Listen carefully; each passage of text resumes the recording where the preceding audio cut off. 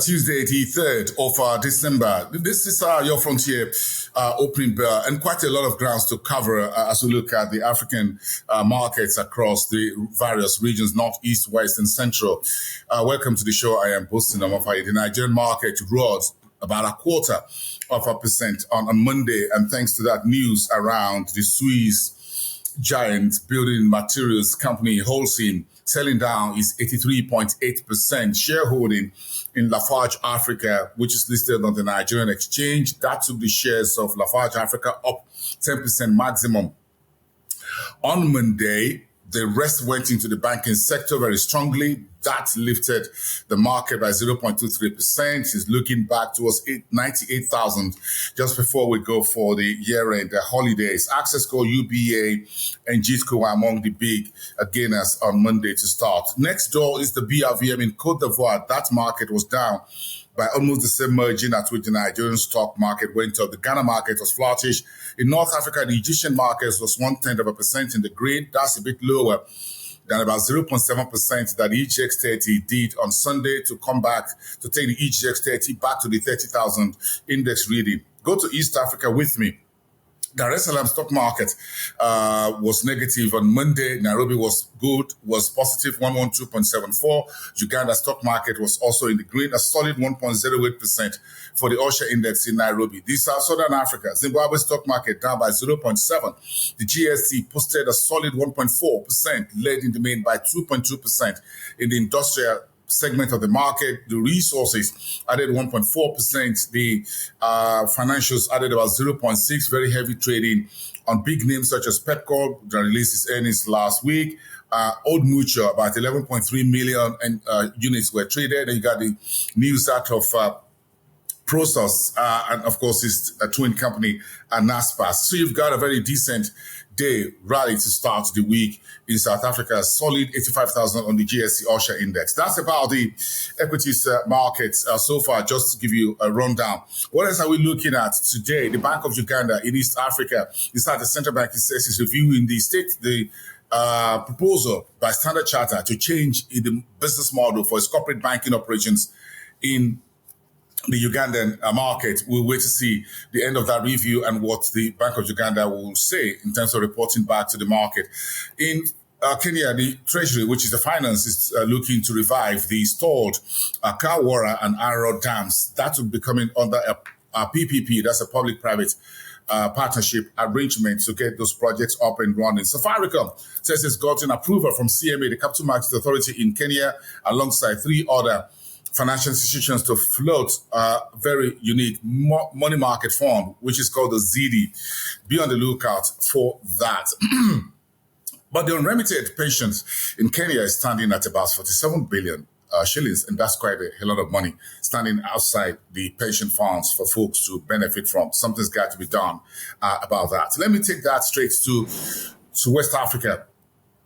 And of course, the biggest news out of Nigeria was the Eurobond, $2.2 billion, which was floated yesterday. The 700 million paper at about 9.375%. Then the 10-year paper at about 10.3%.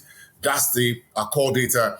That those bonds in 2 tranches were in 2 separate papers were oversubscribed 4 times. It's the first time since 2022 February that Nigeria went back to the Eurobond. The first under the current Tinubu's administrations tried to rejig the country's balance, get the FX reserves for the country back up for the central bank, and also maintain a stable exchange rate. There's been a whole lot of criticisms about the yield, that is the cost at which these 2 papers have been priced, 9.62 and 10.37%. That's the conversation on the street right now. FCCPC, that's a consumer protection agency, says it's starting an inquiry today into 3 big companies in Nigeria. GTBank, when it comes to folks getting delayed into get money into their accounts and all using online transactions. MTN, the biggest telco on the street, is being investigated by the FCCPC for issues around drop calls and data being wiped out and all of that, consumer protection issue. Then as far as Airpeace Limited is concerned, the airline the big airline locally, is being checked for unfair pricing charges on flyers. And all of that, the FCCPC says it's going to take 3 days. Tuesday, Wednesday, Thursday, we hope to hear back from that agency. Lafarge shares, I mentioned earlier, was 10% up on the wholesome news of selling the Nigerian unit. $1 billion to the Chinese company. The NGX will be hosting its annual Made of Africa Awards in 3 categories. That will be before the closing bell at 2:30 on Thursday, the 4th. Ethiopian Airlines is resuming flights to Liberia, while the EFDB says it's investing $99 million in rice cultivation projects in West Africa. Those are your headlines west of the continent. Let's take you to Southern Africa. I'm sure by now you've seen in the news, BRICS. Let's go this way. South Africa, the Department for International Relations and Cooperation, the DACO, says there's no plan, there's a misrepresentation that the BRICS countries are planning to float a currency that will rival or will ditch the US dollar. That came just less than 24 hours after the incoming US President Donald Trump says he's going to slam 100% tariff on any country that ditched the US dollar among the BRICS countries, which include Brazil, Russia, India, China, and of course, South Africa, and of course, a couple of countries that were joined as members at the last meeting of the BRICS just about a couple of weeks ago. Standard Bank in South Africa, earnings for the 10 months ended October has been dented by currency devaluation in a few of African countries outside, excluding South Africa, by the way. Prosus swung into profit in the first half of the year. That's already on the street.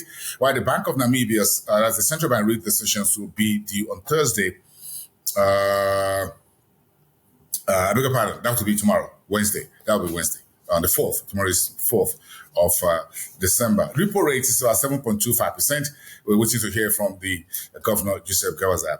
And finally, Zimbabwean President Emmerson Mnangagwa yesterday broke the ground for the 720 megawatts power plant in Hwange. That's the stories in Southern Africa. What else do we have on the table today? Africa Investment Forum. Take you to North Africa, Rabat, Morocco. Is where that is happening in the next 24 hours. That's tomorrow, the 4th of December till the 6th. That's the brainchild of the EFDB, billions of dollars in the room, as well as FCCPC. It's going to be streamed online. You can watch that also on Frontier Africa Reports. The Central Bank of Egypt is selling treasury bills this month. We're totaling about $900 million, roughly $1 billion. That's the final lap for the year. Nigeria's debt office is also selling the savings bond paper, 2 papers this week, and that's done for the year. Morocco's aerospace exports, $2.16 billion.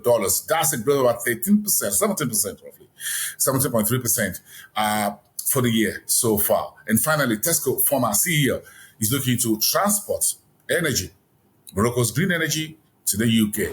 And that is your energy news. And on that note, we say thank you very much for watching your Frontier Opening Bell. Do have a great day, everyone. And let's get back together tomorrow to continue from here. Wednesday, the 4th of December, that will be. Bye for now.